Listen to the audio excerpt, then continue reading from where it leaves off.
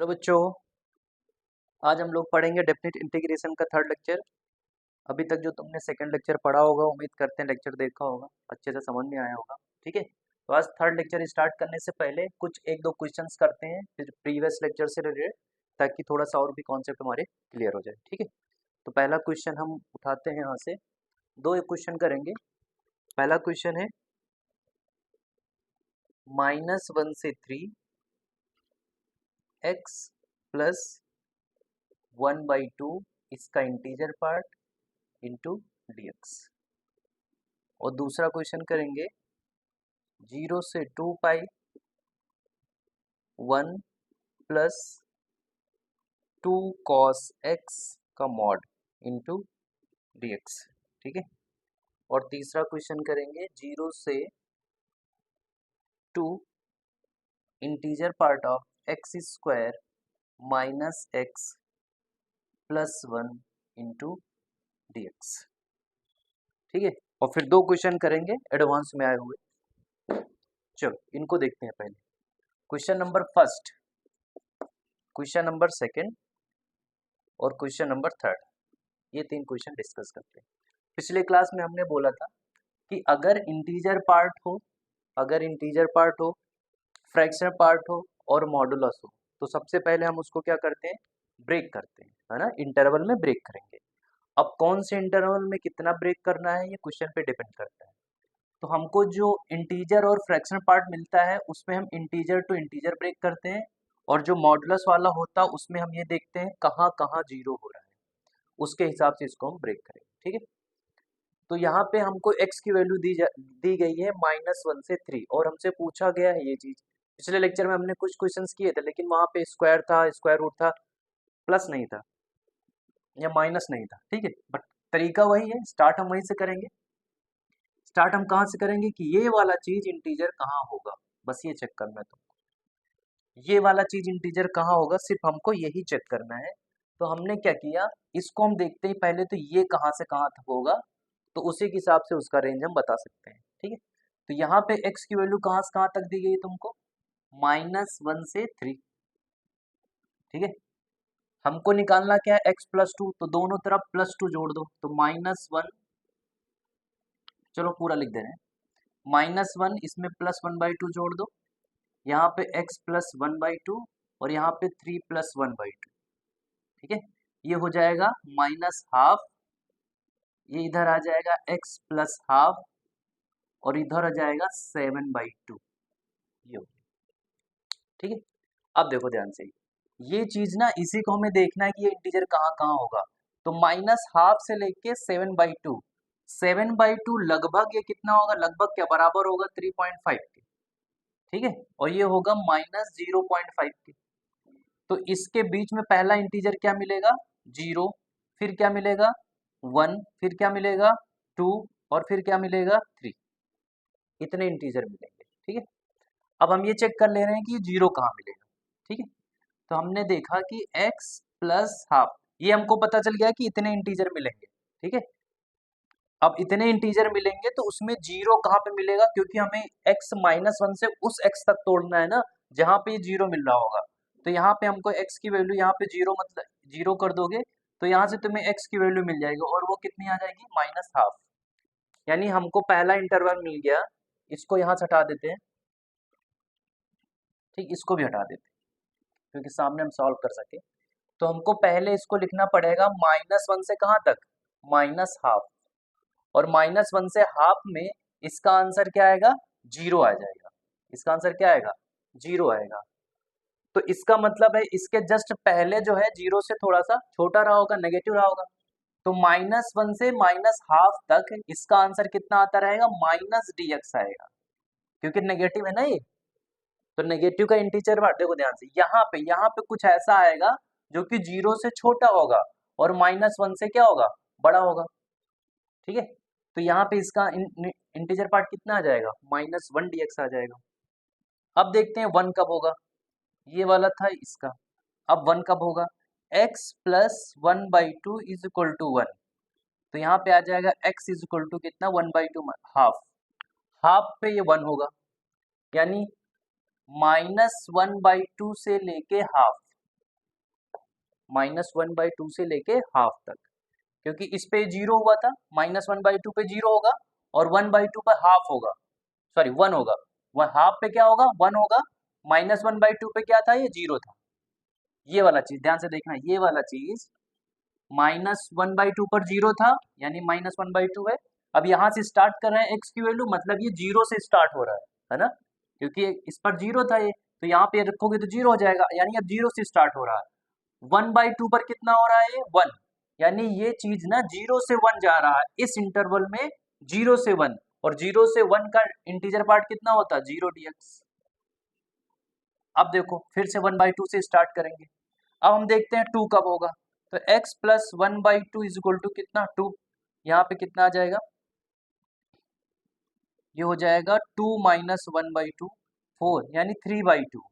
कहाँ तक ले जाएंगे इसको 3/2 तक। अब ध्यान से देखना फिर से, ये चीज ये जिसमें सर्कल हमने किया है 1/2 पर कितना था ये 1/2 पर था ये 1, यानी यहाँ पर ये 1 है, और 3/2 पर कितना है ये 2 है, यानी ये वैल्यू इस इंटरवल में, ये जो सर्कल वाला पार्ट है ये 1 से 2 वेरी कर रहा है, और अगर 1 से 2 वेरी करेगा तो इसका इंटीजर पार्ट कितना आ जाएगा यहाँ पे 1 dx। अब आ जाते हैं 3/2 पर, 3/2 से नेक्स्ट कहाँ तक देखते हैं 3 तक, x प्लस 1/2 बराबर 3 देख ले रहे हैं कब होगा, तो यहाँ पे आ जाएगा x 3 माइनस 1/2 6, यानी कितना 5/2, तो ये कितना आ जाएगा 5/2। अब ध्यान से देखो 3/2 पर ये कितना हुआ था, 3/2 पर देखो क्या था 2, और 5/2 पे कितना हो रहा 3, यानी 2 और 3 के बीच में वेरी करेगा, तो 2 और 3 से बीच का इंटीजर पार्ट कितना आ जाएगा 2 dx।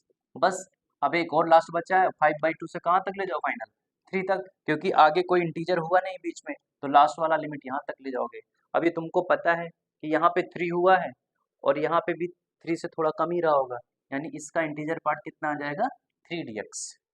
अब इन सबको सॉल्व करो, कुछ करना नहीं है, क्वेश्चन लेंदी नहीं है, बस हमने समझाने का तरीका तुमको बताया कि ऐसे स्प्लिट करते हैं, क्योंकि अभी तुम देखोगे एडवांस का क्वेश्चन करेंगे वो ऐसे ही बहुत सिंपल तरीके से हो जाएगा, अगर तुमको कॉन्सेप्ट क्लियर रहेगा तो। और इसमें भी हमने बताया है constant into limit of difference होता है, तो सबको limit of difference into constant से मल्टीप्लाई कर दो, खत्म हो जाएगा। ठीक है, ये था पहला क्वेश्चन।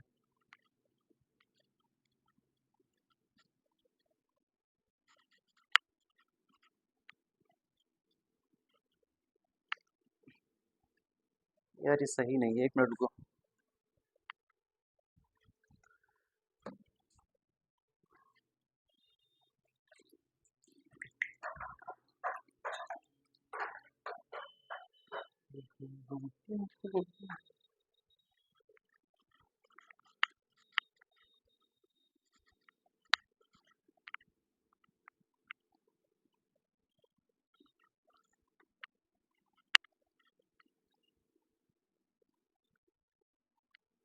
चलो इसको देखते हैं, ये क्या था 0 से 2 pi mod 1 plus 2 times cos x dx। ठीक है, ये सॉल्व करना है। अब ये मॉड आ गया, मॉड में हमें पता है क्या चेक करना होता है कि जीरो कहाँ पे होगा, मॉडलस में क्या चेक करना होगा कि जीरो कहाँ पे होगा, तो इसको हमने क्या किया 1 plus 2 cos x is equal to 0, cos x is equal to -1/2। अब कॉस एक्स की वैल्यू कितनी आ गई -1/2। अब ये -1/2, अगर तुमको ग्राफ का नॉलेज है अच्छा, तो ग्राफ से जल्दी हो जाएगा ये, मतलब कि हम पता कर लेंगे कि कहाँ कहाँ हमें तोड़ना है, क्योंकि हमको देखना कहाँ सिर्फ 0 से 2 पाई, 0 ये है और 2 पाई ये है, ठीक है, और 0 ये है।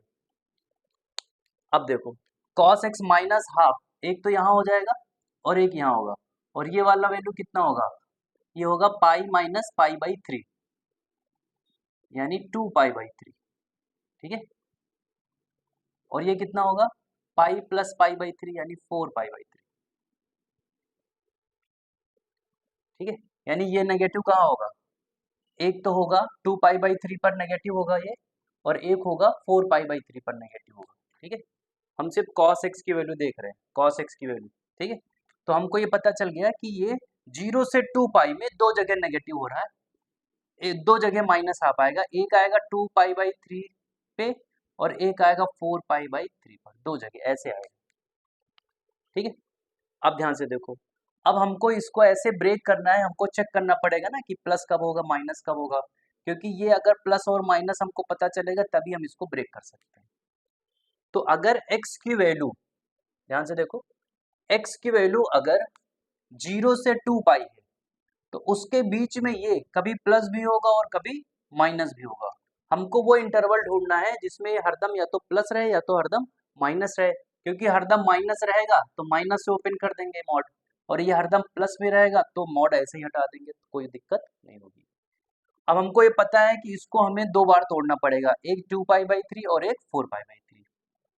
अब ध्यान से देखो, अगर x की वैल्यू 0 से 2π/3 हुआ तो हम इसका रेंज इसको चेक कर ले रहे हैं ना कि ये पॉजिटिव आएगा कि नेगेटिव आएगा।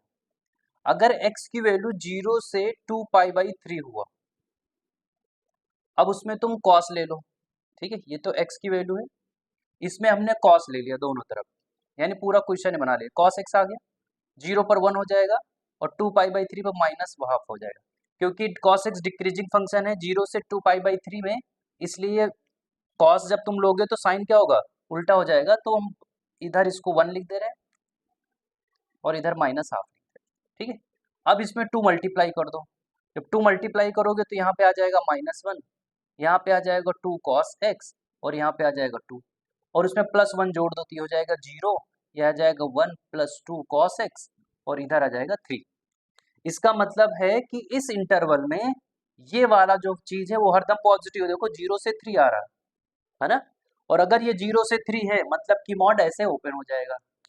तो इसको हटाते ग्राफ को,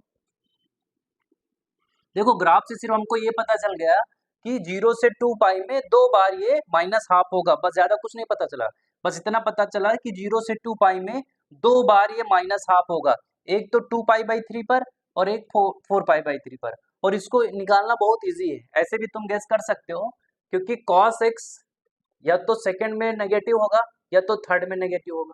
ठीक है, और cos के साथ पाई प्लस करो या cos के साथ पाई माइनस करो, cos cos में ही रहता है, तो हमने क्या किया, एक तो पाई -π/3 कर दिया तो माइनस कॉस थीटा आएगा, और एक पाई प्लस π/3 कर दिया उसमें भी माइनस कॉस थीटा आएगा, यानी -π/3 -π/3 दो बार आ जाएगा। ठीक है, तो पहला हम इंटरवल कैसे तोड़ेंगे, 0 से 2π/3, अब 0 से 2π/3 में प्लस के साथ ओपन होगा, यानी 1 + 2 cos x dx। तो दूसरा वाला तुम्हें अब तोड़ने की जरूरत नहीं है, तुम उसको डायरेक्ट लिख दो 2π/3 से कहाँ तक, 4π/3 तक, और ये 100% किस में रहा होगा, नेगेटिव में ही रहा होगा, क्योंकि अल्टरनेट ही चलेगा वो, इंटू dx। लास्ट वाला एक बार तुम देख लो, लास्ट वाला कौन सा होगा, 2π/3 से, सॉरी 4π/3 से कहाँ तक, 2π तक, तो इसको चेक कर ले रहे हैं, प्लस में ही आएगा, फिर भी हम एक बार चेक कर रहे हैं, 4π/3 से 2π, ये है x की वैल्यू। अब इसमें ये इंक्रीजिंग फंक्शन होता है तो cos लोगे तो साइन चेंज नहीं होगा, तो cos x हो जाएगा, cos 2π की वैल्यू 1 होगी और यहाँ पे आ जाएगा -हाफ। ठीक है, और फिर से उसमें हम क्या करेंगे, 2 मल्टीप्लाई करेंगे तो इधर -1 हो जाएगा, इधर 2 cos x आ जाएगा, इधर 2 आएगा और +1 जोड़ देंगे तो 1 + 2 cos x आ जाएगा, इधर 3 आ जाएगा, इधर 0, ये देखो पॉजिटिव आ गया, 0 से 3 आ जाएगा, यानी फिर से कैसे ओपन होगा, लास्ट वाले इंटरवल में ये फिर से कैसे ओपन होगा, प्लस के साथ, यानी यहाँ पे आ जाएगा 4π/3 से 2π, और ये किससे ओपन हो जाएगा, प्लस के साथ, 2 cos x इंटू dx। इसको कैलकुलेट कर लेना, सिंपल इंटीग्रेशन है, सॉल्व हो जाएगा। ठीक है, इसमें टाइम नहीं बर्बाद करते।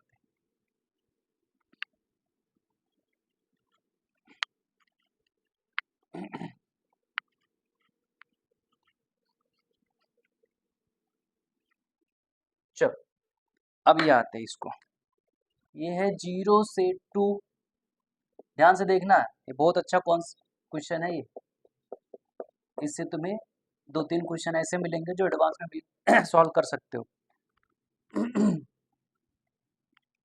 अब हमको वैसे ही सॉल्व करना है, इंटीजर से इंटीजर ही ढूंढना है, सबसे मेन काम तो वही है कि हमको ये पता करना है कि ये इंटीजर कहाँ होगा।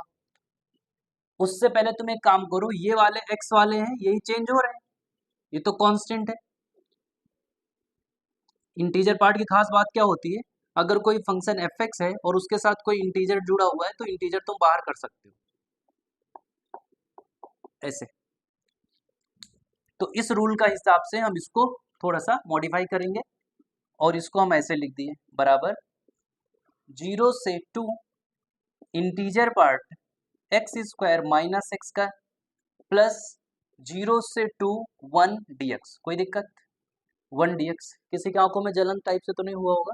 बिल्कुल नहीं हुआ होगा, क्योंकि ये प्रॉपर्टी हमने पीछे अभी लिखा भी है, उसी का हमने यूज किया। ठीक है, तो अब इसको हम क्या करेंगे, ये तो सॉल्व हो जाएगा, ये तो लिमिट का डिफरेंस आएगा क्योंकि कांस्टेंट है 1 × 2, इसका आंसर तो 2 आएगा। ठीक है, इसको हमें देखना पड़ेगा कि 0 से 2 में ये कहाँ कहाँ इंटीजर बनेगा। ठीक है, तो तुम चाहो तो इसको 2-3 तरीके से सॉल्व कर सकते हो, या तो ग्राफ से कर लो, ठीक है, ग्राफ बना लो, या फिर तुमको अगर 0 पर दिख जाए कि इंक्रीजिंग फंक्शन होगा डिक्रीजिंग फंक्शन होगा, उसके हिसाब से सॉल्व कर लो। ठीक, वैसे ग्राफ से जल्दी सॉल्व हो जाएगा, तो हम इसको ग्राफ बना लेते हैं, क्योंकि अगर तुम जेईई मेंस की तैयारी कर रहे हो तो तुमको इतना आइडिया होगा, नहीं होगा तो गलत बात है।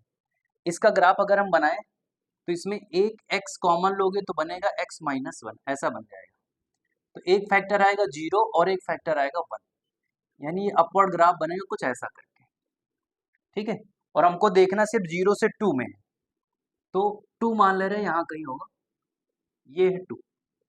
उसी अब इसका हमें देखना है कि सिर्फ इंटीजर पार्ट कितना होगा, उसके लिए हम ये वर्टेक्स वाला पॉइंट निकाल ले रहे हैं। वर्टेक्स पॉइंट कितना आएगा, -b/2a होता है ना, -b/2a, यानी -b/2a 1/2 आ जाएगा, ये आ जाएगा 1/2 कॉमा, यहाँ पे 1/2 रख दो तो आ जाएगा 1/4 - 1/2, यहाँ पे आ जाएगा -2 -1/4 आ जाएगा इधर। ठीक है, वर्टेक्स का पॉइंट कितना आ गया, -1/4। अब ध्यान से देखो, हमको इस बॉक्स का ये देखना है कि ये इंटीजर कहाँ कहाँ होगा। ठीक है, और इस बॉक्स की मिनिमम वैल्यू 0 से देखो यहाँ से 2 तक ये ग्राफ होगा, इतना ग्राफ तुमने यूज किया है, और इस ग्राफ की मिनिमम वैल्यू कितनी मिल रही है, और ये कितना है, -1/4। ठीक है, यानी -1/4 से कहाँ तक जाएगा, 0 तक। ठीक है, ये जो डब्बा है, ये सर्कल, ये इंटीजर कब बनेगा, पहला इंटीजर, इसके बाद कौन सा मिलेगा, 0 मिलेगा, और 0 कहाँ पे होगा, 1 पे होगा। ठीक है, 0 कहाँ पे होगा, ये सर्कल 0 कहाँ पे होगा, 1 पे होगा, क्योंकि 1 इसका फैक्टर है। तो -1/4 से 0 होगा ये कब, जब x की वैल्यू 0 से 1 होगी। तो इसको हम फिर से ब्रेक कर दे रहे हैं, यानी इसको सॉल्व करना है ना, तो इसको हमने लिख दिया 0 से 1 तोड़ दिया, क्योंकि हमको पता है कि 1 जो होगा ना यहाँ पे,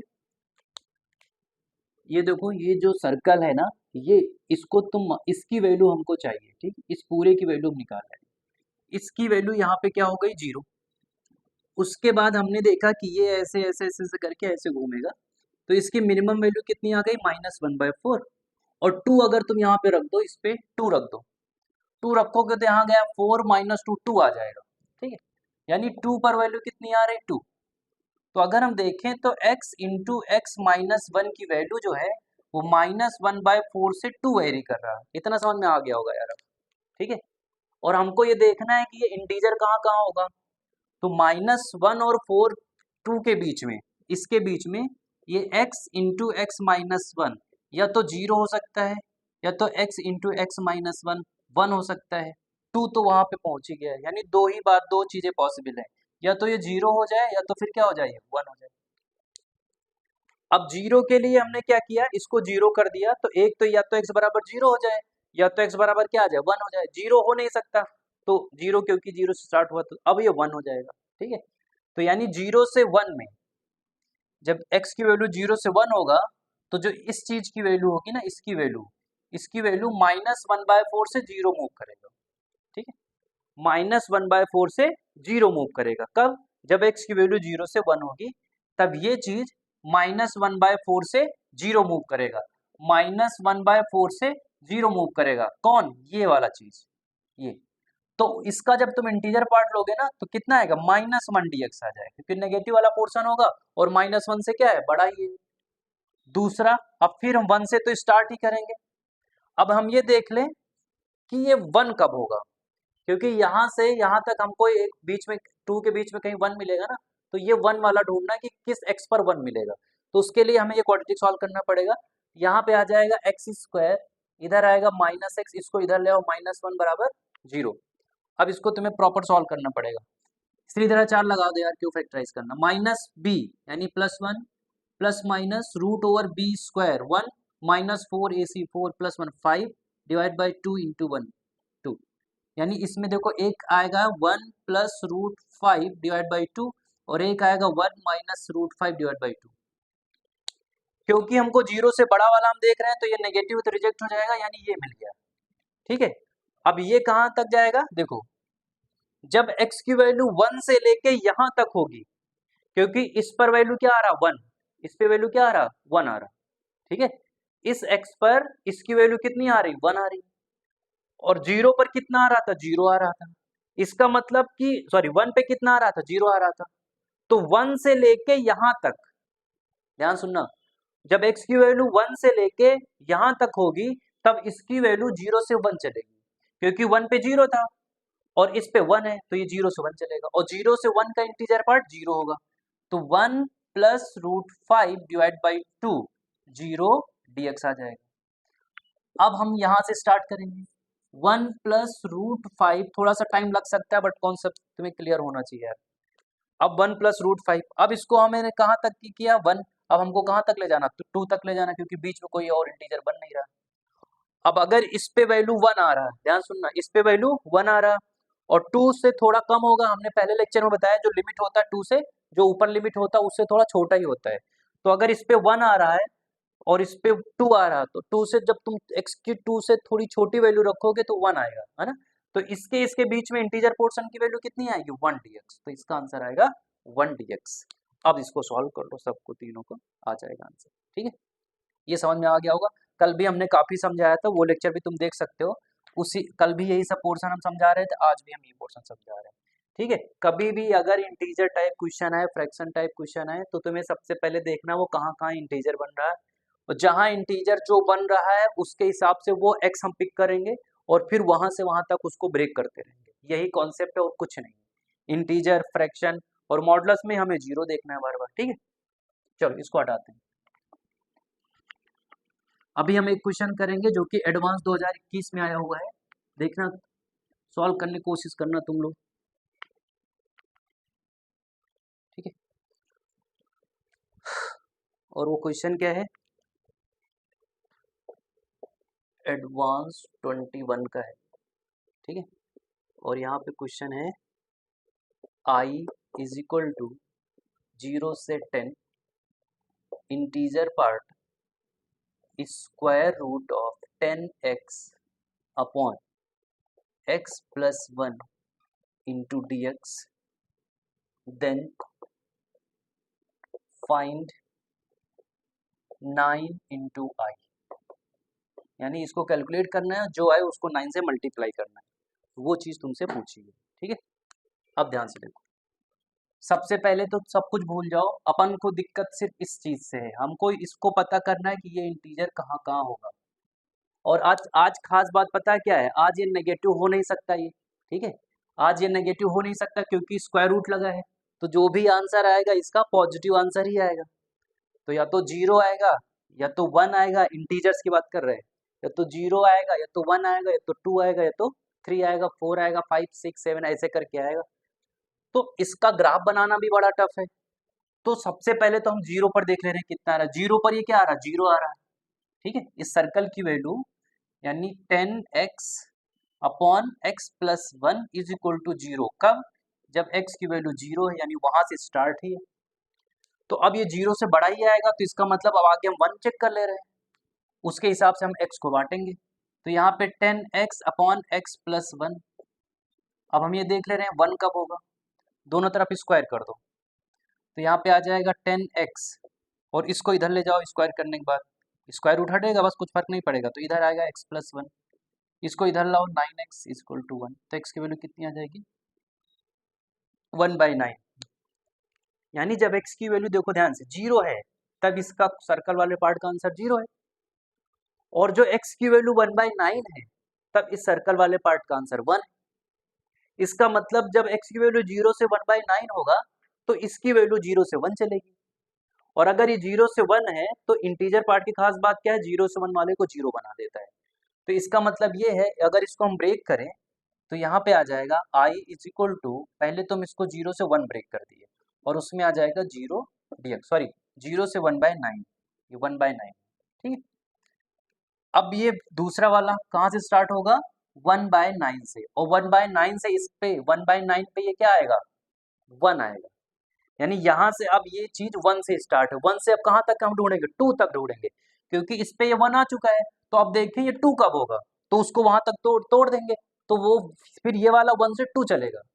तो अब हम इसको देखते हैं 2 कब होगा, 10x अपॉन x प्लस 1 का square root is equal to 2, दोनों तरफ होल स्क्वायर कर दो, तो यहाँ पे हो जाएगा 4, इधर आ जाएगा 10x और इधर 4 होगा, अब ये मल्टीप्लाई होगा तो 4x प्लस 1 हो जाएगा, ये इधर आ जाएगा 6x इज इक्वल टू 4, तो यहाँ पे x की वैल्यू 2/3 आ जाएगी, यानी ये क्या आएगा 2/3। 2/3 पर ये कितना हो रहा 2, 1/9 पे कितना हो रहा 1, इसका मतलब 1/9 से 2/3 1 से 2 चल रहा है, और 1 से 2 का इंटीजर पार्ट 1 dx आ जाएगा, ठीक है, ये हो गया।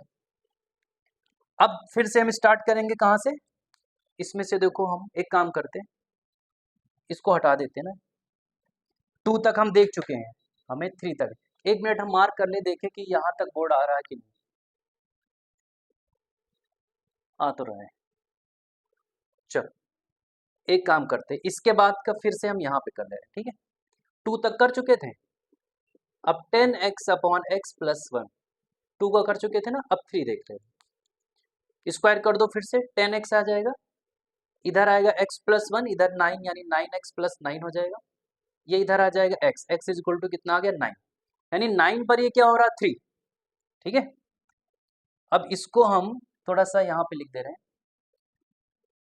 कहाँ से स्टार्ट करेंगे 2/3 से, ठीक है, 2/3 पर ये कितना आया था 2 आया था, और 9 पर कितना आ रहा है ये 3 आ रहा है, यानी ये जब x की वैल्यू 2/3 से 9 होगा तब ये 2 से 3 वेरी करेगा, और 2 से 3 पर इंटीजर पार्ट का आंसर कितना आता 2 dx प्लस, बस एक और बचा है, ठीक है, 9 ये 3 था और 4 चेक कर लो, 10x upon x plus 1 is equal to 4, square करो, 10x इधर 16 हो जाएगा, यानी 16x और प्लस इधर 16 आ जाएगा, और इधर कितना आ जाएगा 6x प्लस 16 बराबर 0, तो x की वैल्यू आ जाएगी -8/3, जो कि गलत है। हमें जो x ढूंढना है वो कहाँ से कहाँ तक ढूंढना 0 से 10, तो ये क्या हो गया हम आगे निकल गए, इसका सीधा सा मतलब अब ये 4 5 6 कुछ नहीं हो सकता, बस मैक्सिमम 3 हो सकता था, ठीक है, और 3 हुआ किस पे था 9 पे, और हमें जाना कहाँ तक 10 तक था, इसका मतलब हम 9 से 10 पे जो आंसर आएगा इसका वो 3 से थोड़ा सा बड़ा आएगा, 4 भी नहीं पहुंचेगा, हो सकता है 3.5 भी ना पहुंचे, तो 3 से थोड़ा सा बड़ा पहुंचेगा, यानी उसका भी इंटीजर पार्ट फिर 3 ही आता रहेगा, यानी 1/9, सॉरी ये कहाँ तक गया था 9 तक, तो 9 से लेके 10 तक सिर्फ कितना आएगा 3 आएगा, तो यहाँ पे आएगा 3 dx। अब इसको कैलकुलेट कर लो, इसका आंसर हम बता दे रहे हैं कितना आना चाहिए 182 आंसर है इसका, इसको तुम लोग कैलकुलेट कर लेना, आंसर आना चाहिए 182, अगर नहीं आ रहा तो कहीं कैलकुलेशन गड़बड़ हो सकता है, उसको एक बार चेक कर लेना तुम लोग, ठीक है। चलो हटाते इसको,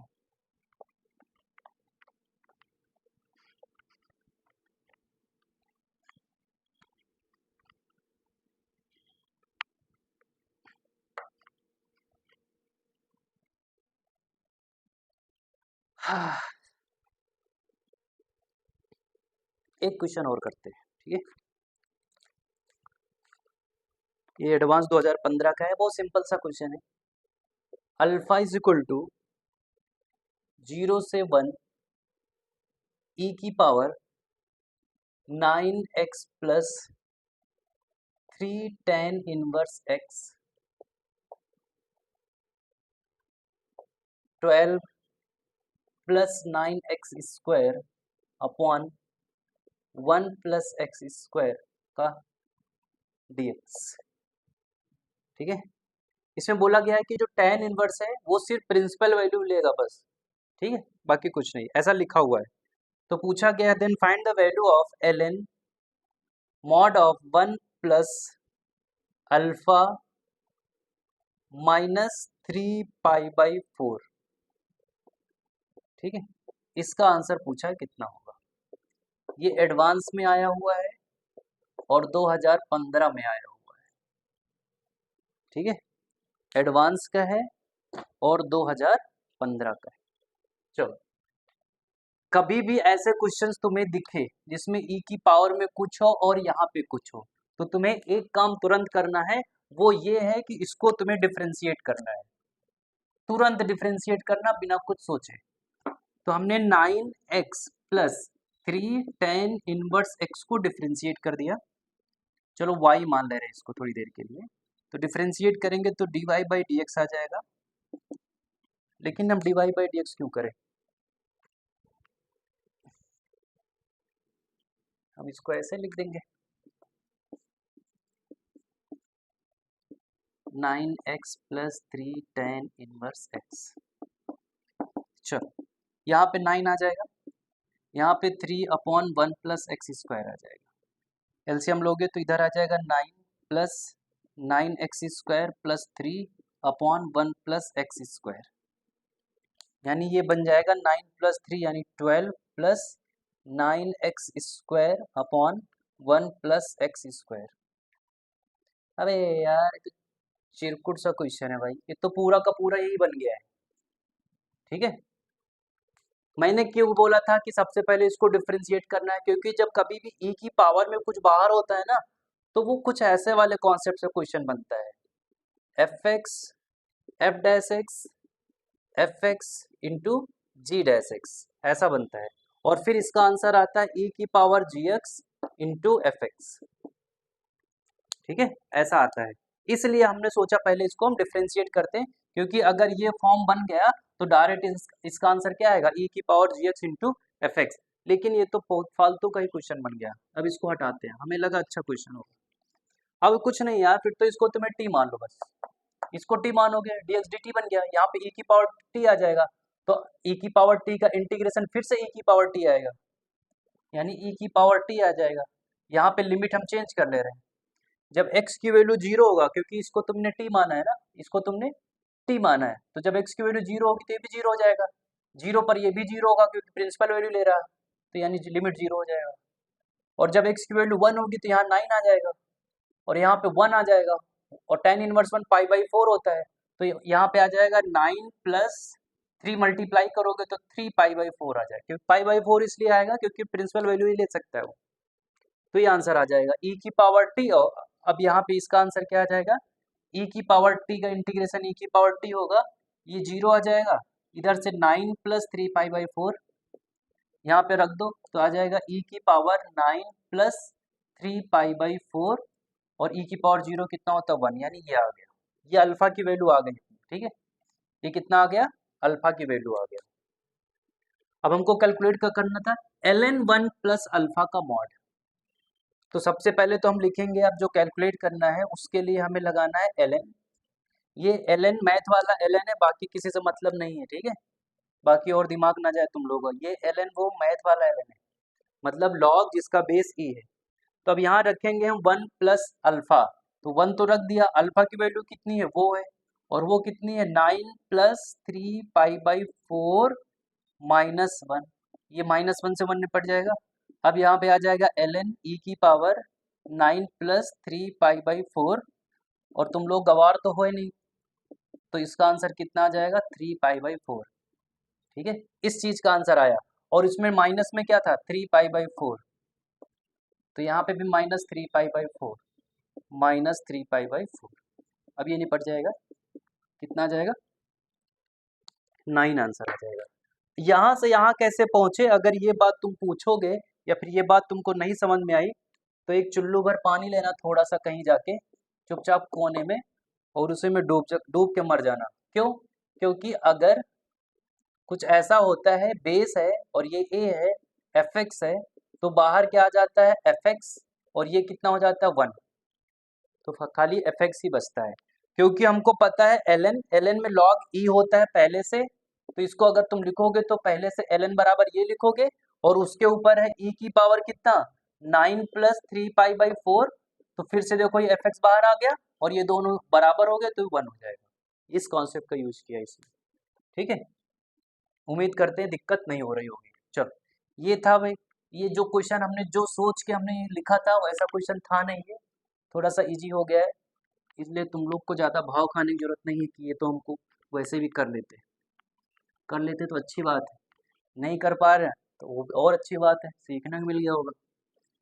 ठीक है, देखो मैथ में ये प्रैक्टिस नहीं करोगे तो कुछ होगा नहीं, चाहे जितना पढ़ लो, चाहे जितने फॉर्मूले याद कर लो, फॉर्मूले प्लस प्रैक्टिस, तभी मैथ में सिलेक्शन अच्छे से हो सकता है तुम्हारा, अदरवाइज मैथ में बहुत दिक्कत आएगा।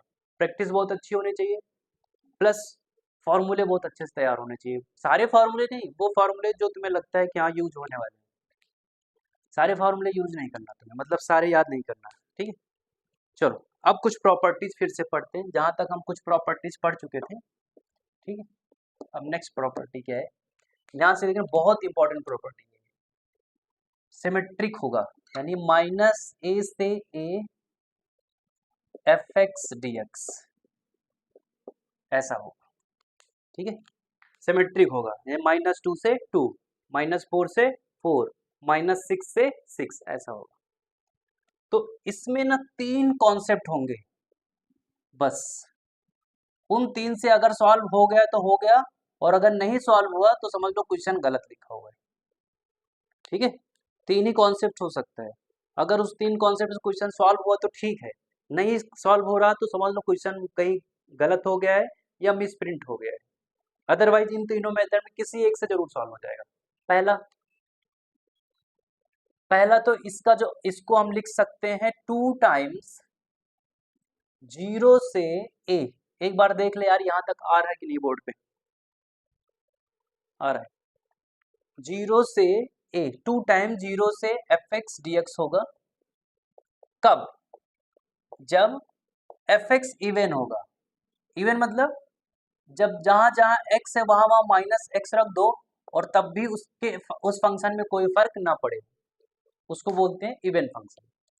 यानी इस चीज को तुम 2 टाइम्स ऐसे लिख सकते हो, कब, जब एफ ऑफ -x बराबर एफ एक्स हो, या फिर दबी दबी आवाज में तुम ये बोल सकते हो कि ये क्या हो, इवन हो, कौन, एफ एक्स।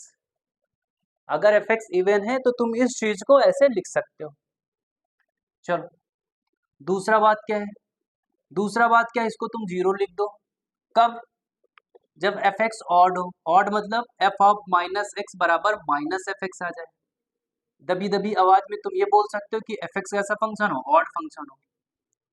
जब एफ एक्स ऑड फंक्शन होगा तो इसका जो आंसर है सिमेट्रिक है अगर, तो उसका आंसर हरदम 0 आएगा। ये समझा देंगे अभी क्यों ऐसा हो रहा है। अगर ये और ये दोनों कुछ नहीं हुआ तो तुम फिर इसको ऐसे लिख दो, माइनस,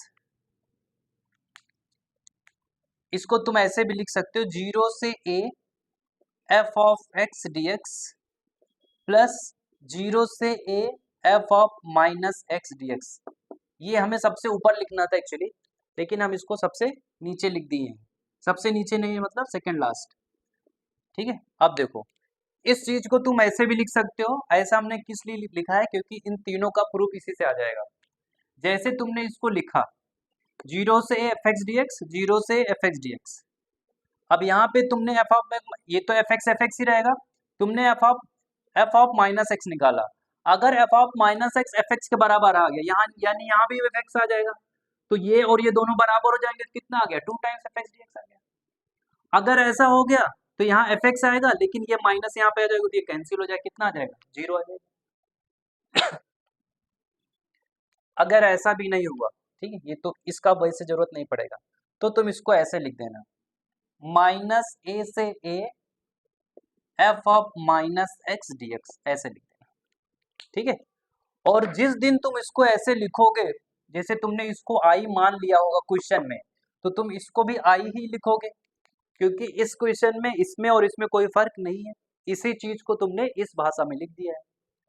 तो जब क्वेश्चन में तुम ये वाला अप्लाई करोगे तो जो मेन क्वेश्चन दिया गया उसको तुम्हें आई पहले ही आई मान लेना है, उसके बाद दूसरे को आई मान के तुमको ऐसे लिखना है और इन दोनों को जोड़ देना है, तभी सॉल्व होगा ये।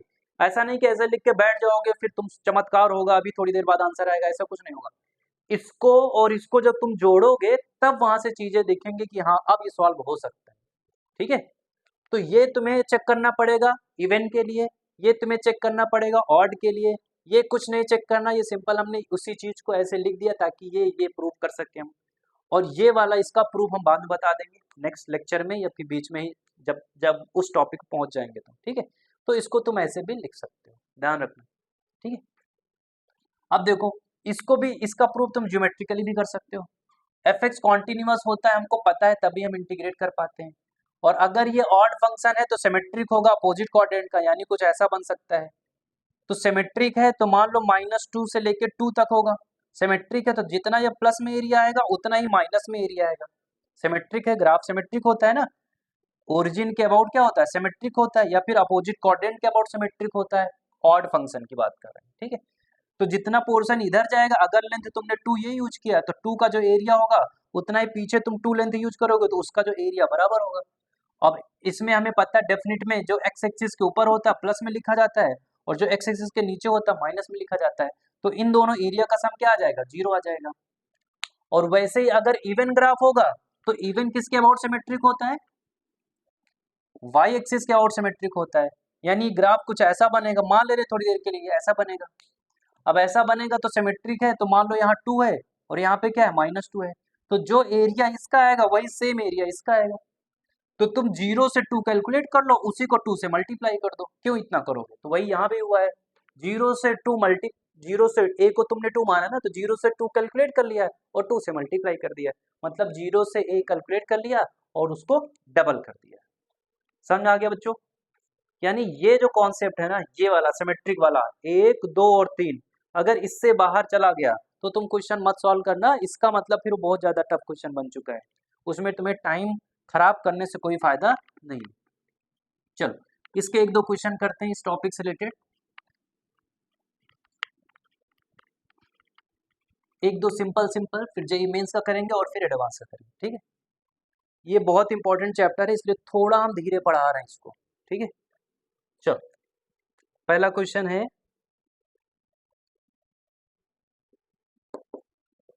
-1 से 1 x की पावर 7 3x³ +1 इंटू dx। दूसरा -π/4 से π/4 sin x dx। दूसरा, तीसरा -½ से ½ ln 1 - x/1 + x into dx। अब ध्यान से देखो, पहले तो जैसे सिमेट्रिक मिले तुरंत पहले इवन और ऑड चेक करो। जैसे सिमेट्रिक लिमिट -1 से 1 सिमेट्रिक है, -π/4 से π/4 सिमेट्रिक है, -½ से ½ सिमेट्रिक है, तो सबसे पहले क्या चेक करो कि इसमें, सबसे पहले ये चेक करो कि इसमें कौन ऑड है और कौन इवन है। ध्यान से देखो, ये वाला जो है ना x की पावर 7 ये तो ऑड है 100%, ये भी ऑड है 100%, 1 क्या है, इवन है, कांस्टेंट फंक्शन इवन फंक्शन होता है। तो हमने क्या किया, स्टाइल से जो ऑड वाले थे उनको ब्रेक कर दिया, यानी -1 से 1 में हमने x7 को लिया इंटू dx, फिर -1 से 1 में हमने 3x³ को लिया इंटू dx, और फिर -1 से 1 में 1 इंटू dx लिया। इससे फायदा क्या हुआ, ये चले जाएंगे 0 की तरफ क्योंकि ये ऑड फंक्शन है, और यहाँ पे अपना आंसर आ जाएगा, जो भी आना होगा, डिफरेंस ऑफ लिमिट आएगा यानी 2 आ जाएगा। ठीक है, पहला क्वेश्चन खत्म हो गया।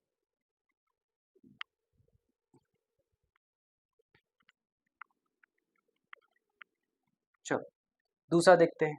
दूसरा sin x हमको पता है ऑड फंक्शन होता है, जिसको सॉल्व करने की जरूरत नहीं है, लिमिट सिमेट्रिक है, ऑड फंक्शन है, 0 हो जाएगा, इसका भी आंसर 0 आएगा।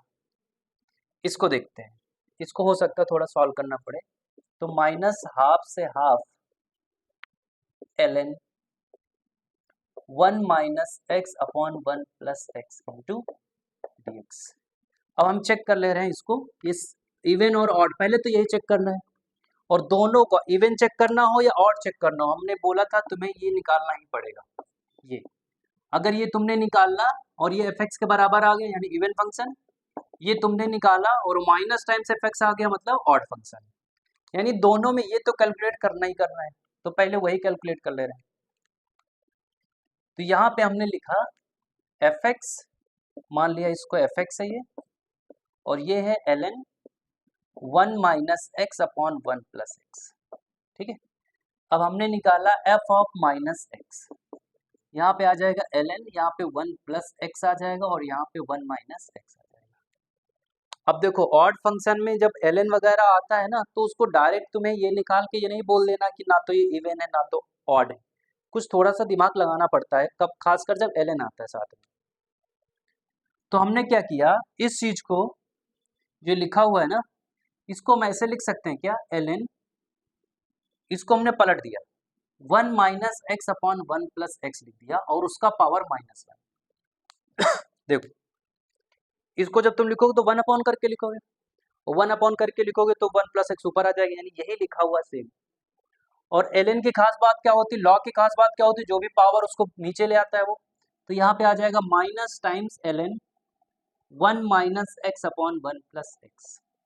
और ये क्या था बच्चा, एफ एक्स था, ये क्या था, एफ एक्स था, और एक हमको बाहर माइनस मिल गया, यानी ये कैसा फंक्शन है, ऑड फंक्शन है। अब अगर ये ऑड है और ये सिमेट्रिक है तो कहाँ चला जाएगा, जीरो चला जाएगा।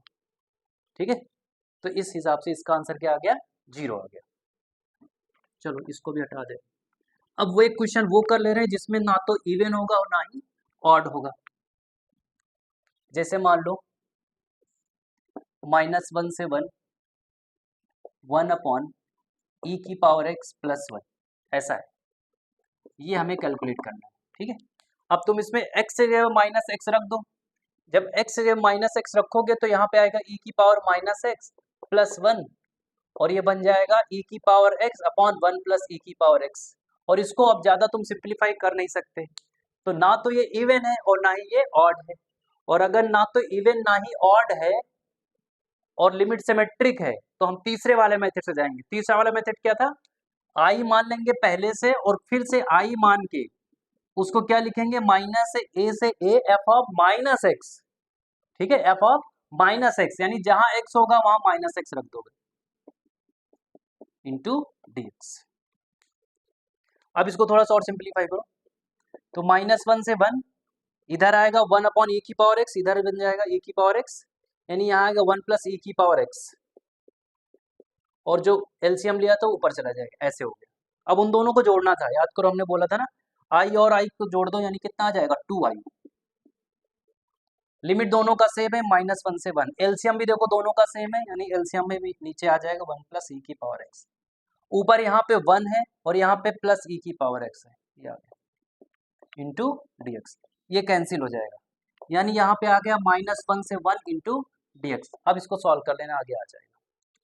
ठीक है, ये तीसरा वाला मेथड कब यूज करोगे, जब जो एफ एक्स है ना तो इवन हो और ना ही ऑड हो, तब हम तीसरा वाला मेथड का यूज करेंगे।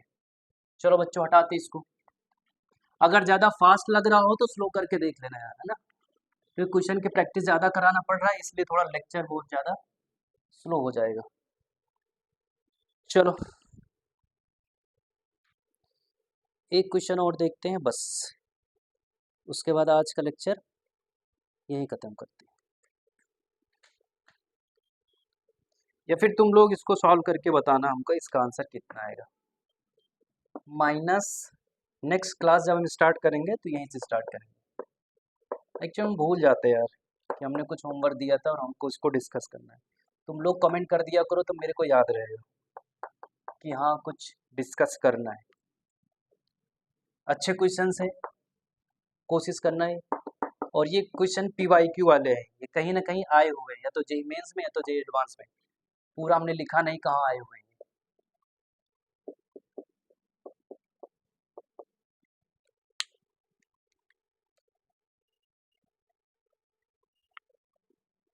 3 क्वेश्चन लिख रहे हैं, तीनों ये होमवर्क है, इसको तुम लोग करके ले आना, ठीक है।